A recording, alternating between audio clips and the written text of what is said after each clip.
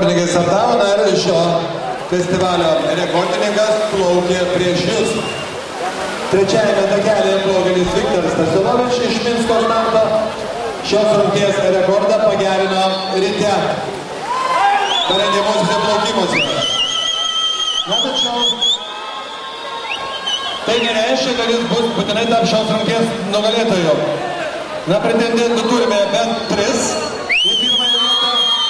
Na, pirmąją atkarpą greičiausiai įveikė ketvirtuoju. Pakeliu plaukiantis Antonas Vaitovas iš lygos Karpino. Taigi, posūkis ir